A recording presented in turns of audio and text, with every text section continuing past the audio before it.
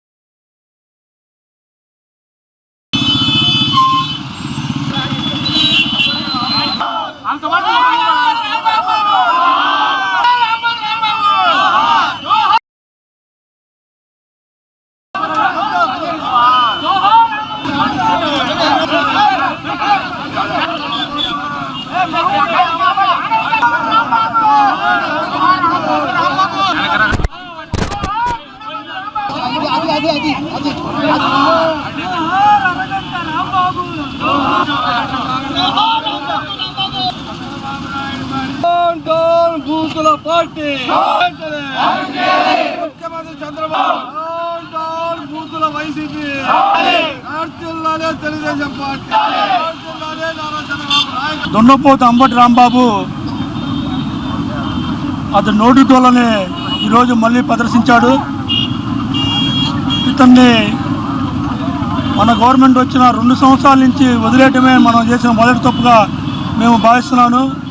ఇతన్ని రోడ్డు మీద తిరగడానికి కూడా వీలు లేకుండా బయటికి వస్తే కుక్కని తరిమినట్టుగా తరిమి పిచ్చుకొక్కను కొట్టినట్టు కొట్టి ఇతను రోడ్డు మీద రాకుండా చూడాలని కోరుకుంటూ సెలవు తీసుకుంటున్నాం. మహాపచారం అనే కార్యక్రమం పెట్టి ఈరోజు రాష్ట్ర వ్యాప్తంగా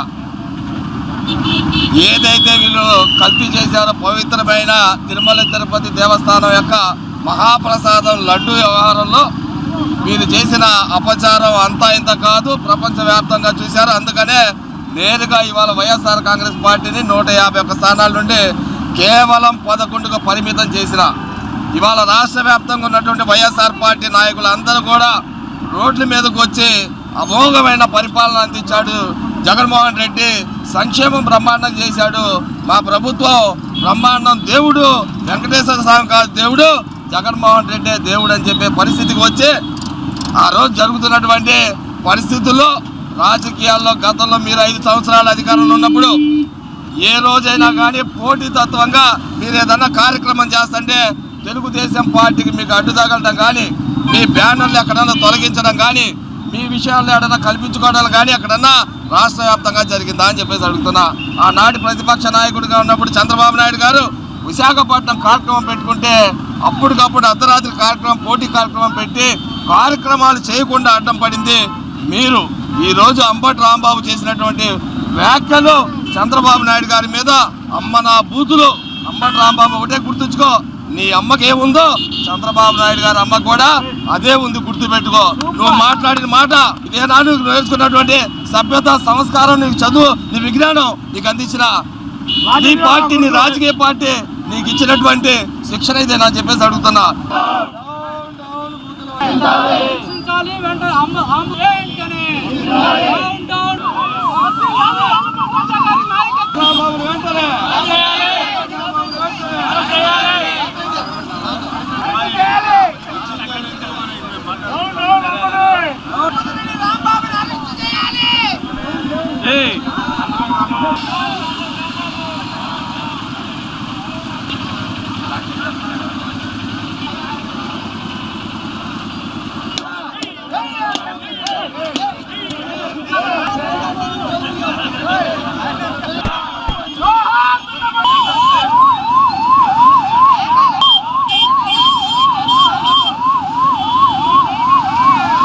ఒక పశువు, ఒక ఆంబోతు కట్టలు తెంచుకొని రోడ్డు మీదకి ఎక్కి చంద్రబాబు నాయుడు గారిని నోటికొచ్చినట్టు దూషిస్తుంది.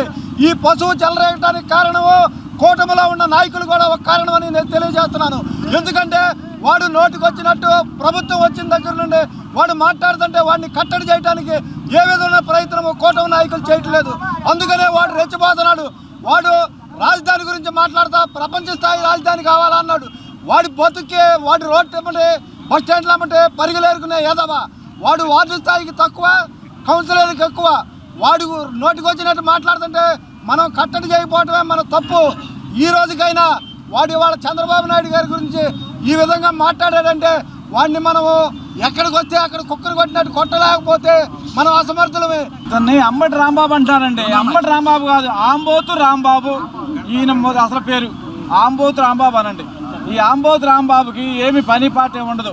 ఎప్పుడు చూసినా తెలుగుదేశం పార్టీని, చంద్రబాబు నాయుడు గారిని దూషించడం తప్పితే రెండో పని, రెండో కార్యక్రమం లేదు.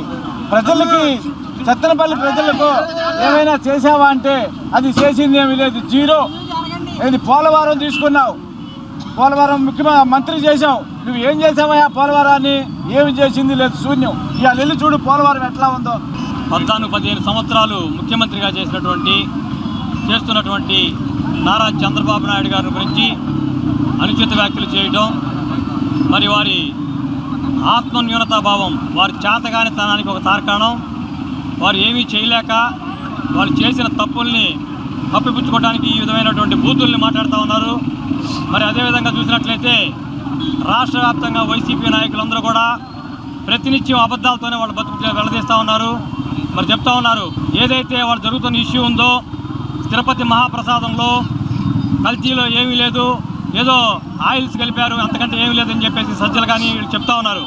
కానీ నేషనల్ డైరీ డెవలప్మెంట్ బోర్డు ఖచ్చితంగా ఆ రోజునే చెప్పింది. 2000 ఎప్పుడైతే ఈ తిరుపతి లడ్డు ఇష్యూ బయటకు వచ్చిందో ఆ రోజునే చెప్పింది, దీనిలో జంతు కొవ్వు కలిసినట్టుగా నిర్ధారించి వారు కూడా ఇవ్వడం జరిగింది, రిపోర్ట్లు ఇవ్వడం జరిగింది. బాబు ఎదవన్నారు, ఎదవా ఫారం బాకలాడా, నువ్వు మంచివాడు అంటా మా బాబు గారిని తిట్టే స్థాయికి వచ్చాంటారు. ఎదవా ఆడవాళ్ళే బుద్ధి చెబుతారు, ఆడవాళ్ళు చెప్పు తీసుకొని, అదిగో ఆడవాళ్ళు చెప్పు తీసుకొని పడతారు. రారా బయటికి రారా, నువ్వు బయటకు వచ్చి చూడు ఏమనుకుంటున్నావు.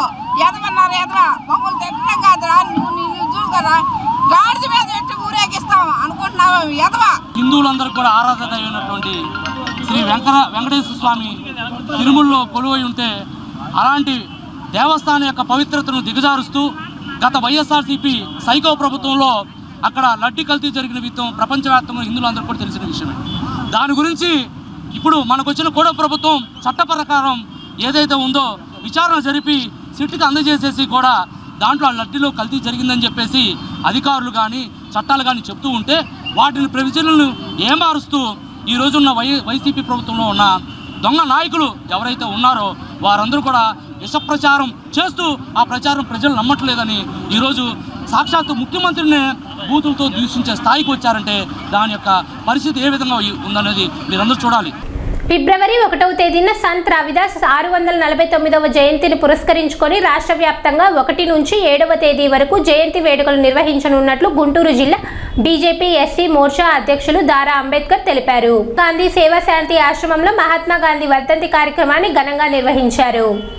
తెలుగుదేశం పార్టీ తెనాలి నియోజకవర్గ తెలుగు యువత ఆధ్వర్యంలో మారిస్పేట్లో ప్రేమ విందు కార్యక్రమాన్ని నిర్వహించారు.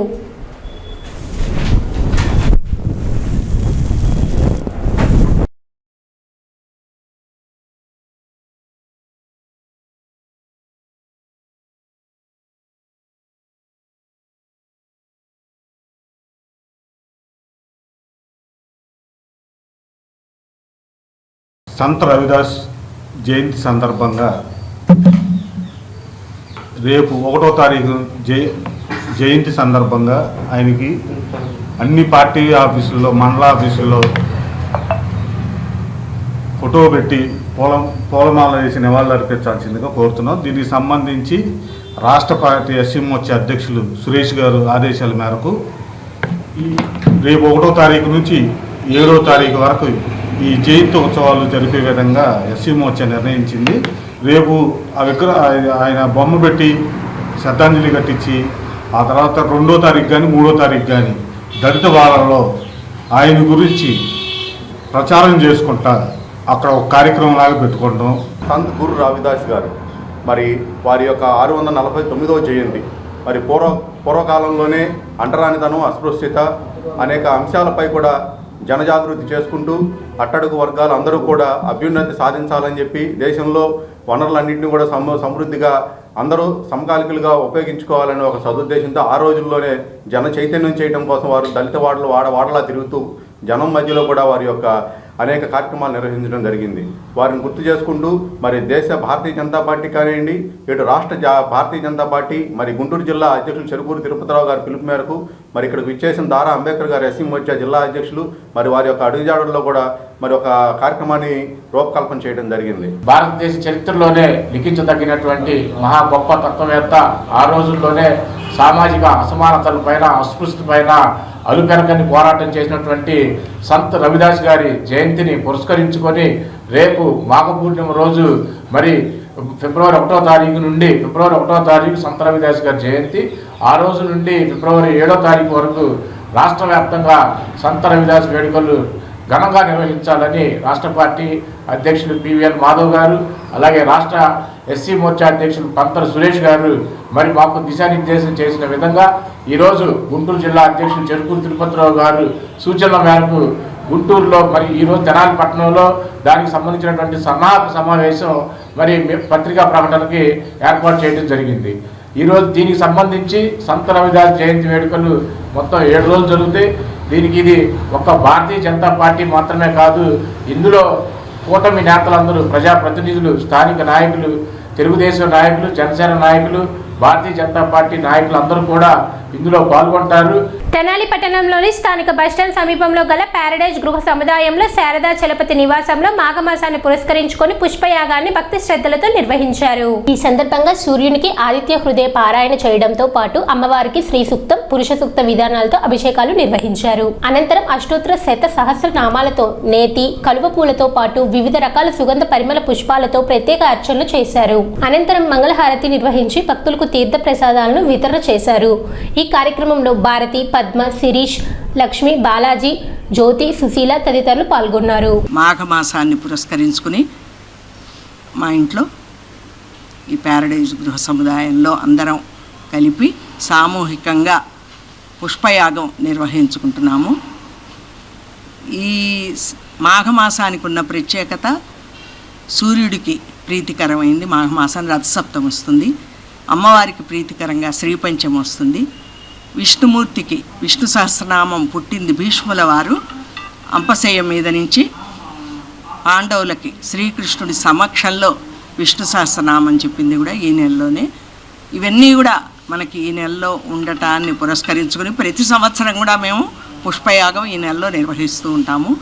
ప్రతి సంవత్సరంకి మళ్ళీ ఈ సంవత్సరం కూడా ఇక్కడ ఇది జరుగుతోంది. ఉదయం నుంచి కూడా స్త్రీ సూక్త, పురుష సూక్త సహిత షోడశోపచారాలతో అమ్మవారికి అభిషేకము, అర్చన నిర్వహించాము.